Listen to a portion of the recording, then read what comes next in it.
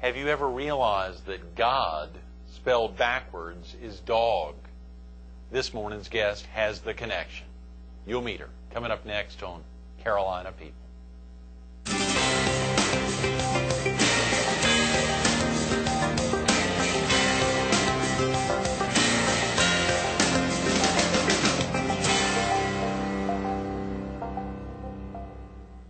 Good morning. Welcome to Carolina People. This morning we're at the Franklin G. Burroughs Simeon B. Chapin Art Museum at 3100 South Ocean Boulevard in Myrtle Beach, just a little north of Myrtle Beach State Park. We're focused on a Palmetto State author, and we're here with her this morning, Marti Healy. Good morning, Marti. Thank you so much for cruising over from Aiken. I guess you came in last night or early this morning. Thank you so much for coming in. I'm delighted to be here and delighted to be able to talk to you and your audience. And what about the Myrtle Beach Art Museum? This you is spend fabulous. Any time? Obviously, they were kind enough to open it up early this morning before they actually opened. It's been wonderful.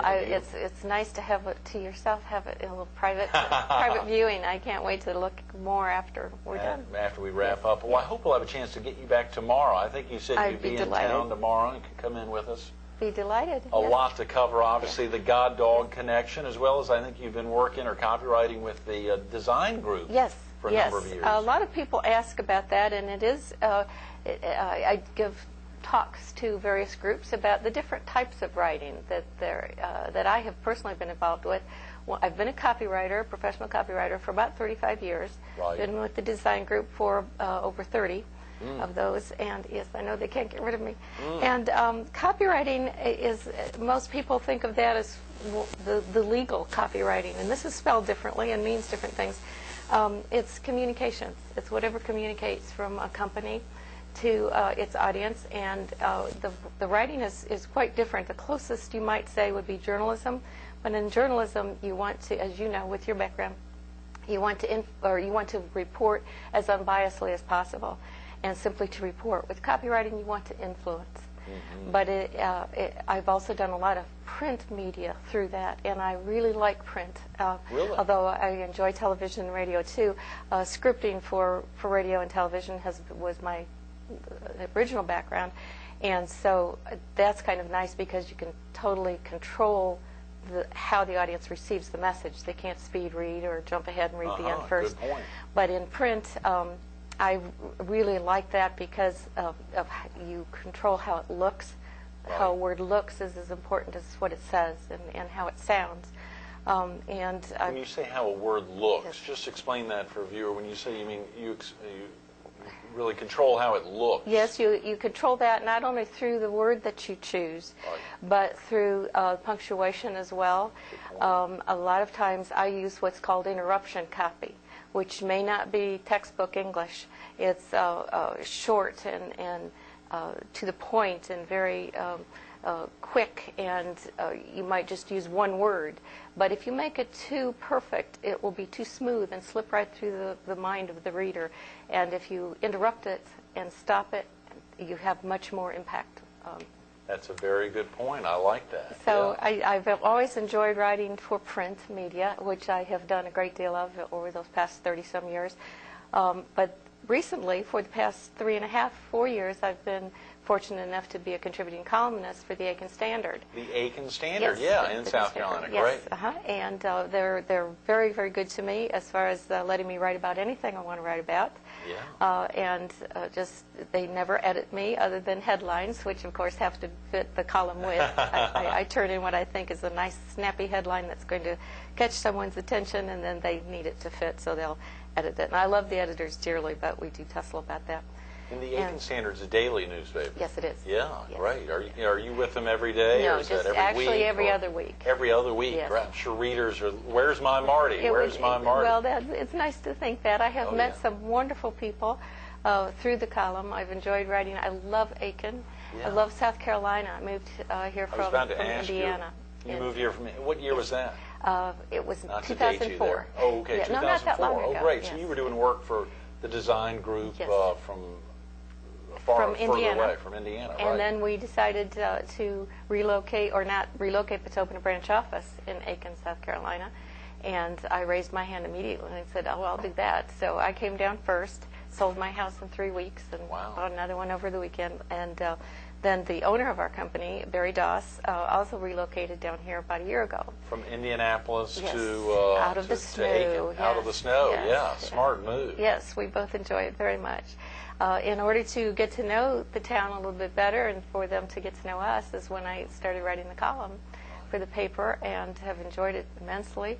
I do have a lot of people come up to me as if they know me, which I really enjoy. Oh, yeah. But then sure. I have to stop and think, I have no idea who that person is Yeah, that's been yeah. talking to me. But it's a wonderful way to get to know Some people. of the popular themes you may have highlighted over the last Well, of course, 3+ years, or as you said, just what's top yes. of mind. And around Aiken, of course, it's horse-related. It's Horses. It's South Carolina. It's beauty-related. Beauty. I will never write anything negative about Aiken. I absolutely adore it. I love South Carolina. I will never say You say anything. never? Never. Never? I Come on. enjoy it There's too something much. like, yeah, okay. It's too beautiful and too wonderful. And in fact, the column itself, I have quite a few people who are on a mailing list for it, Sure. and who keep saying they are going to relocate now that they've Oh, read all wow. these You beautiful outside things. of Aiken. Right. Yes, yes. As you know, too, they need to count on me to be consistent with length. Right. So it's usually around 600 to 800 words long, and that seems to be an easy length for me to write to. Right. That's about the length of each individual story in the God-Dog Connection, which is a Yes. collection Which we'll be of talking short about and hopefully stories. more about tomorrow and Yes, a little bit yes. today. Yeah, for viewers It's, who miss you tomorrow. as I said, it's a collection of short stories, and they're all about the same length, and they're all structured the same way, that it's the animal observation that I've made over the years, because I've loved animals all my life, and then the faith lesson that I think we can draw from that, because it's I think animals have a great deal to teach us. So that kind of writing was, again, it's print, but it's not newspaper, which, again, I don't write. I'm not a journalist. I do not write in the journalistic style. As a copywriter, you really have an impact on journalists, though, and or on folks that are putting works out. Is that right? Or is it just on the design? As a copywriter, not on journalists per se, but obviously folks that are impacting what others see. What do they see? I think that the interesting thing about copywriting is you can't have a style of your own. You need to represent the client and the voice that they want to have. That you need to be, as I said, representing them appropriately. At the same time, you have to speak in the language that's most appropriate to the audience who's going to be receiving it. Right, right. So you shouldn't, good copywriting, you should never be able to tell whether it's been written by a man or a woman, how old that person is, anything about them. And it should be different. One client, one message to the next client is totally different. And hopefully over 30-some years I've been able to do that. Yeah. But that's been the enjoyable thing about writing the column that's different. Then I can be me. That's totally my thoughts and the way I want to write, the way I enjoy expressing myself with certain words. And then I've also written a novel, which are based on my columns or my experiences in Aiken. And novel writing is totally different again, because you have to have a plot, a little tension, characters, dialogue. You had some tension in it? Well, you have Has it to come have out it. already? No, not yet. Right. I'm waiting to release it until I've gotten several more in the works that will probably come out prior to that. Listen to that, Well, it's Marty. fun, Wow. I know. Yeah. What's that like putting, of course, the God-Dog Connection, your first, I guess that's your first book? Is Yes, that right? it's the first published one. I do have 2 companion books, and I'm a person who said I didn't have a book in me. But when I moved to Aiken, I seemed to get the inspiration. Actually, it was prior to moving to the God-Dog Connection, and that was a gift as far as I'm concerned. That was a gift from God. And I just happen to love animals, feel strong in my faith, and the two just came together. And I can talk more about that, as you said, tomorrow if you want. We can more in depth on that. We can flush it out a little bit right now okay, for all viewers right. who may miss you tomorrow. Sure, What's all that right. connection? How did animals and God come together? Well, I was taking a Bible study class. I was, again, one of those people who had been raised in church, but then once I went to college and got out on my own, I just slipped into not going to church. And I don't think I lost my faith, but I just didn't go to church. And so I, as an older adult, I'll say a middle-aged adult, I've just admitted to being middle-aged, I decided to go back to church. And so I took a Bible study class. And we were in Methodist church, and we were studying that part of Genesis that talks about God giving man the breath of life. And our leader turned to us and said, "Now, what does that mean to you?" And so it was silent. I'm never at a loss for words. So I said, well, I think that's like when a horse likes to breathe up your nose when it gets to know you. And there's absolute silence in the room, and then everybody started to laugh. And it really was kind of funny. I laughed too. But then I started thinking more about it, and I thought, maybe that's not so off the wall. And where did that thought come from anyway? And so I think God just kind of tapped me on the shoulder and said, let's do this together. And so I had decided I kept thinking about it, and every time I started making connections, little animal behaviors that I'd see, then I'd think of a faith lesson that was appropriate for. And Sure. I wrote them down. As a writer, I always have to write things down. Showed them to my boss, owner of the design group, and he said, yes, I think you've got a book there. Keep going on that.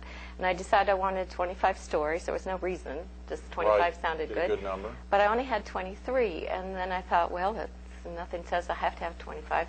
But I went to church that morning and got 2 more stories out of that sermon. So Is that it was right? like, God said, you want 25? Well, you can have 25. Here we go. And it has been wonderful. It's become like a ministry, but a real fun one, because it's very non-threatening, Right. very gentle approach. One of my quarrels with a lot of faith writers that they say is, this is the way it is. Mm-hmm. And I say, this is my opinion. This is my thought. I'm not a trained minister. I'm not even a trained animal expert, but I do think that Right. this is the way it is. And when you speak to God, Marty, how do y'all communicate? You shared, obviously, if you want 25, I'll give you 25. Yeah. Here's 2 more. Are y'all how do y'all communicate? How do you Well, and God? I think God comes to me a lot better than I go there. In fact, I have tried different things, and one of the things I talk about, actually not in the book, but in the talks that I give on the topic, is, do you know, you indicated earlier you don't have any animals. You don't have any dogs, right? I don't have any animals. Okay. That's right, yeah. But if people are familiar with dogs, know that when they come up to you and they flop down at your feet, and that is a sign of submission. Good sign. And people do that in their faith when they pray. They look down. Even priests, when they're ordained, will be face down, completely prostrate on the ground. Is that right? And When they're ordained? Yes, and that's in the Christian faith a very, very common thing to do. But for an animal, I've noticed that can also be done out of fear and out of intimidation. And I don't think God wants us to be afraid or intimidated by him. And a dog, when it really trusts you, will roll over on its back and expose its tummy to you, to be very vulnerable, and invite you to pet them and to be, to play and to interact. So I said, if you want to try this, but you probably want to do it in the privacy of your own home, is to try praying flat on your back.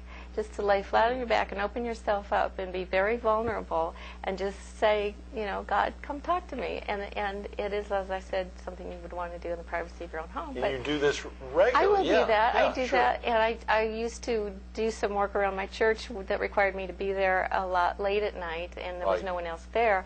And so I would try doing that in our little chapel until one time I thought, gee, I wonder if they have cameras in here. I was so embarrassed. So I kind of stopped doing that. But it's an interesting experience. You have a whole different feeling Right. of having a relationship